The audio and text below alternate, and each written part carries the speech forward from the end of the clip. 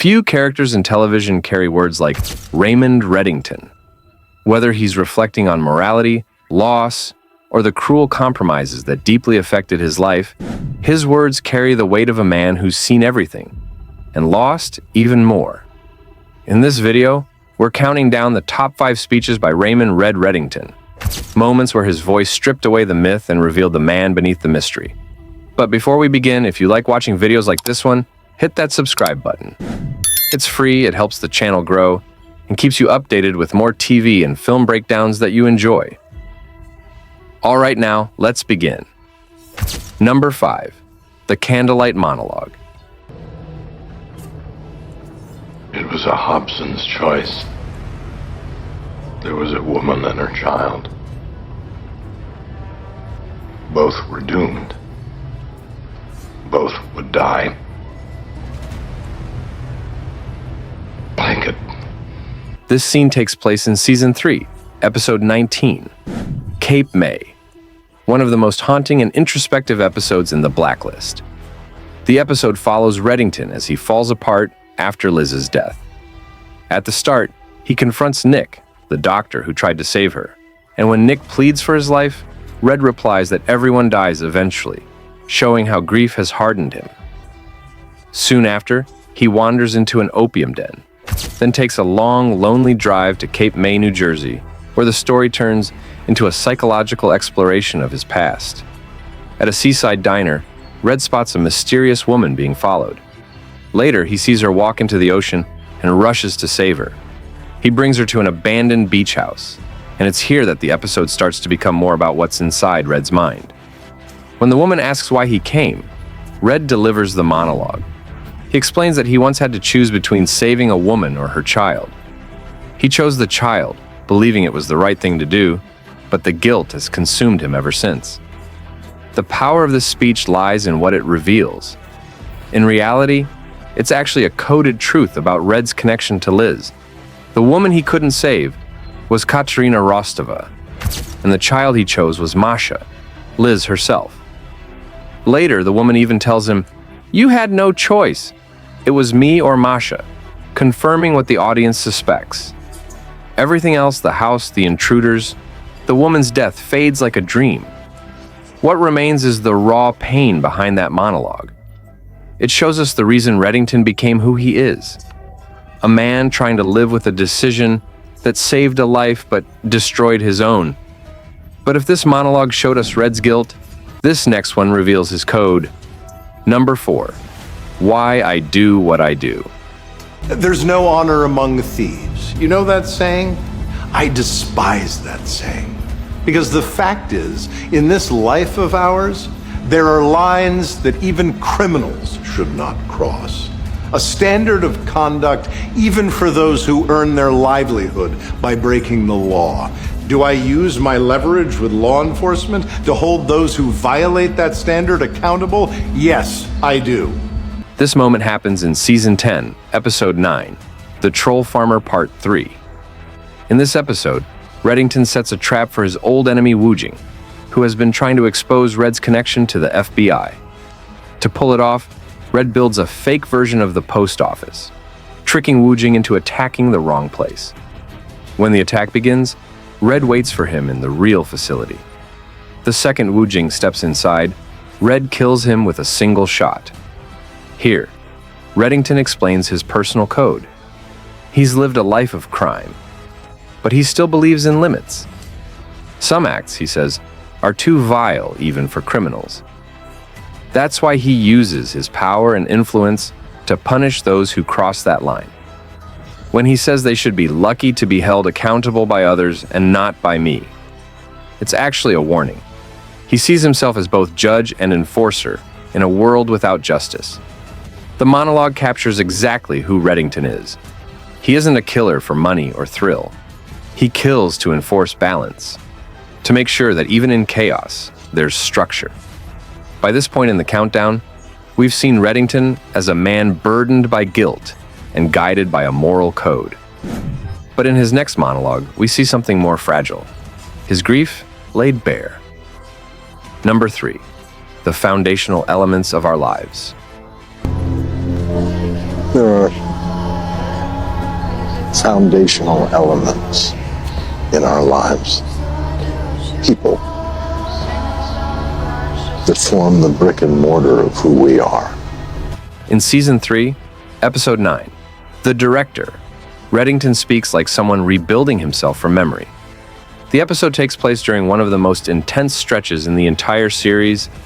Liz Keene has been locked inside the glass-holding cell known as the Box at the post office, while corrupt members of the Cabal plot to silence her before she can testify. As the task force scrambles to keep her alive, Aram defies orders and changes the door code to protect her, while wrestler Tom and Cooper risk everything outside to expose the truth. Amid all the chaos, Reddington delivers this quiet monologue, and it stops everything cold. Red's words aren't about strategy or revenge, they're about loss. When he says foundational elements, he's talking about the people who anchor us, the ones whose presence holds our lives together. Once they're gone, everything else crumbles. His tone is subdued, almost hollow, as he admits he's stood over the open grave of someone he's loved too often. This speech deepens our understanding of Reddington's attachment to Liz. She isn't just another person he's protecting. She's one of those foundational elements in his life, the last piece keeping him from total collapse. In a show filled with schemes and deception, this moment reminds us that for Reddington, everything, every deal, every killing, every secret is rooted in grief and love that he can never outrun. Number 2, a deepening darkness.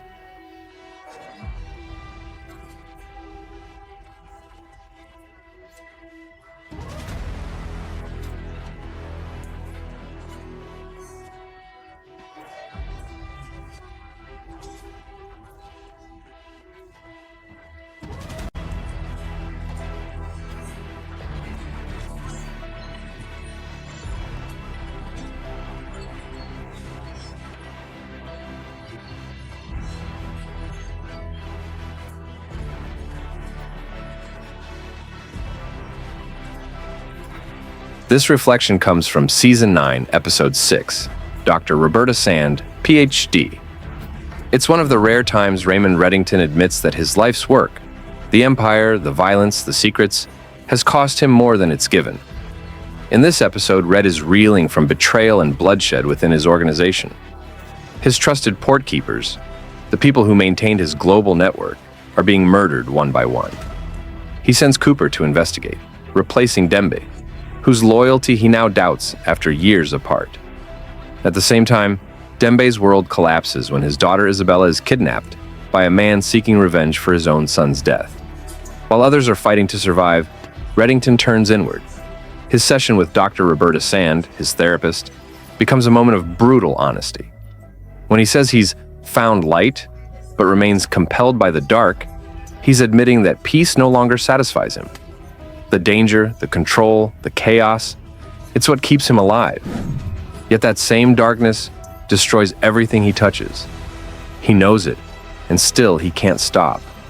The brilliance of this monologue lies in its honesty. Red doesn't seek forgiveness. He accepts the monster he's turned into, and that makes it one of the most devastating moments in the series. Number 1, Parable of the Farmer.